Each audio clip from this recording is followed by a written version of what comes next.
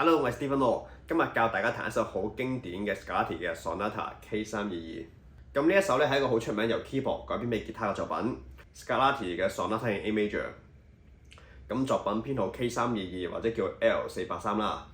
咁 Scarlatti 咧係一個 Baroque 時代嘅作曲家，一個意大利人。咁佢最為人熟悉嘅作品咧就係佢嘅555首 keyboard Sonata。咁呢首 K322咧就係其中一首非常出名嘅作品。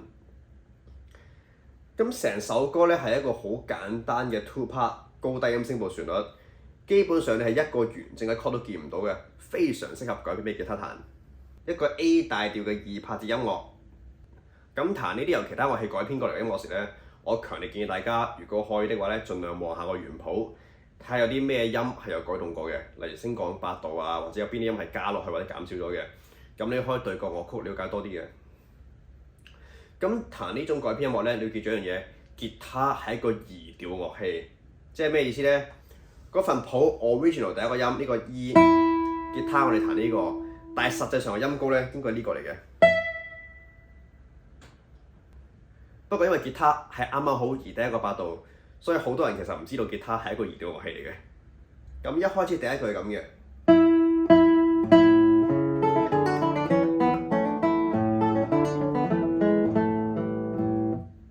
咁首先咧，你要考慮係嗰啲 articulation， 咩意思咧 ？Baroque 嘅 music 咧，如果你所有嗰啲音咧都彈 legato 連貫晒咧，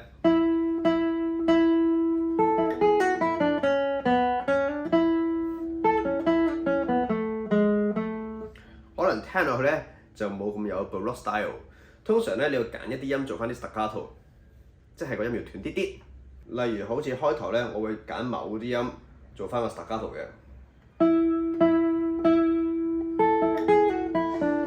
斷。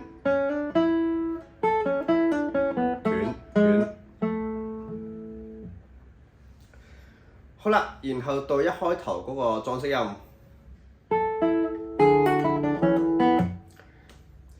嗱，好多人咧會將呢個位彈成一個平分嘅拍子，即係。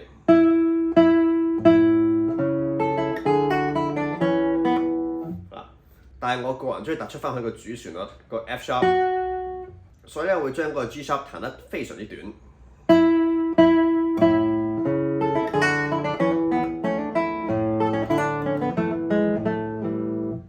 咁呢個係你個人喜好啦，你中意彈翻平分拍子都得。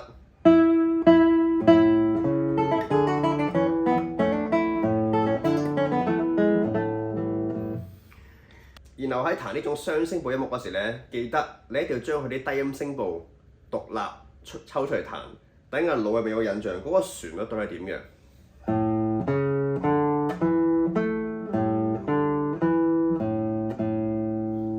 咁你加埋 main melody 嗰時咧，你可以好清楚咁聽到兩個旋律線，一個係低音聲部，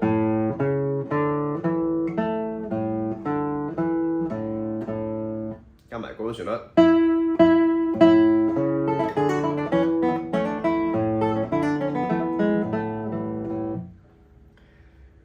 然後去到最尾嗰個旋律完嗰時咧，呢個 A 同埋 E， 我建議你嘅左手最好斷開佢哋，就唔好，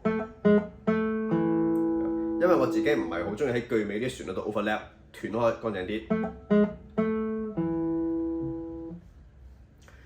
好，然後到第二句啦，都係一樣，先設計好呢啲 articulation。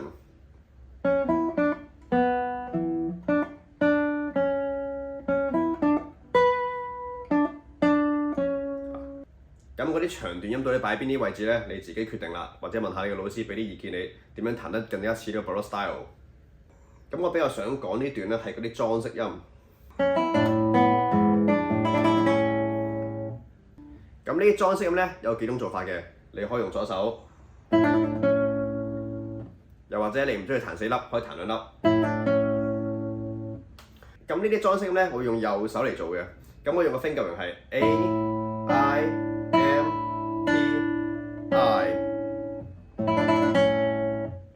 咁其實仲有好多可能性嘅，你可以用呢個 A、I、M、I、Slur， 又或者係右手用呢個 I-M 手指 rest 捉1、2線。不過呢個動作我自己比較少用。甚至有啲人咧彈嗰時咧，會中意將個低音唔係放喺裝飾音一開始嘅時嘅，即係好似咁啊。咁你自己睇下，啱啱我分享我幾個技巧，邊個你自己中意啦？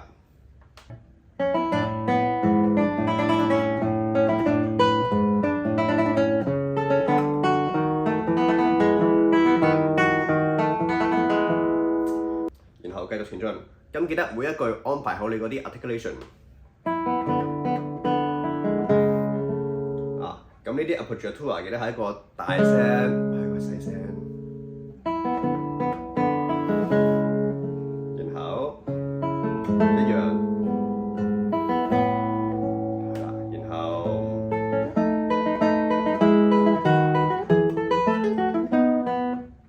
嗱呢一句個低音咧，有時啲譜咧會咁編嘅，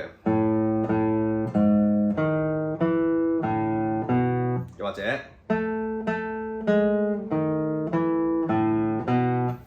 但係實際上咧，如果你睇翻嗰個 keyboard 嘅原譜咧，佢個 voicing 聽落去應該係咁嘅。所以如果你嘅程度高少少，你彈呢首歌時，如果你可以睇翻個 keyboard 嘅原譜咧，你可以諗下嗰啲低音聲部到底嗰啲八度你使唔使調一調咧？咁呢一個位置我自己改編嗰時咧，會盡量想似翻鋼琴 original 聽到嗰個 voicing 嘅。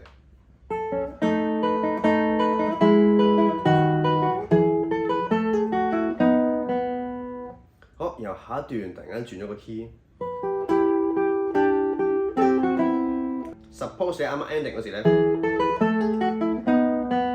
如果就咁保持翻呢個調落去咧，應該係，不過佢唔係呢個音效，而係轉一轉調。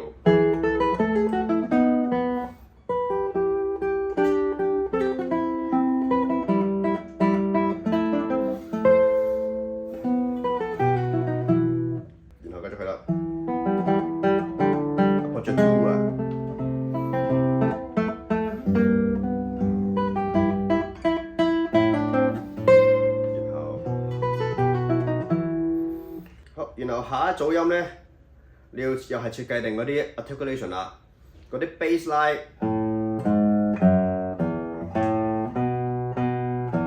你想全部連貫佢哋啦，定係有啲音加啲 staccato？ 呢個你自己揀啦。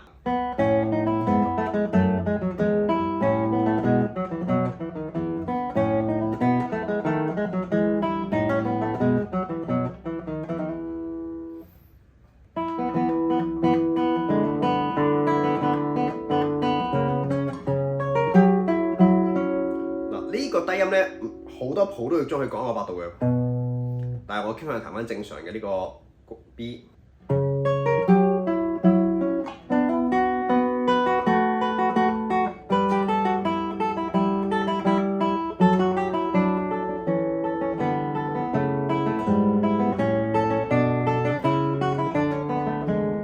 好，然後又轉一轉 key。F natural， 然後 resolve 到依度，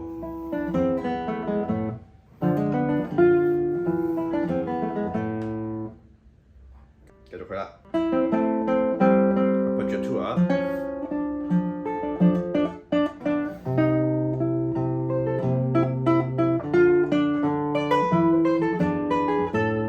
好，照舊嗰啲高低音聲部，你決定好嗰啲 articulation。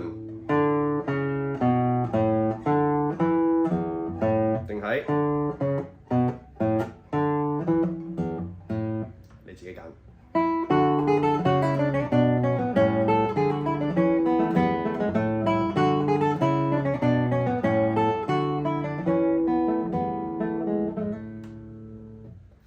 咁成首歌我就好簡單咁講咗一下點彈啦。好，有咩問題歡迎留言交流，我哋下集再見，拜拜。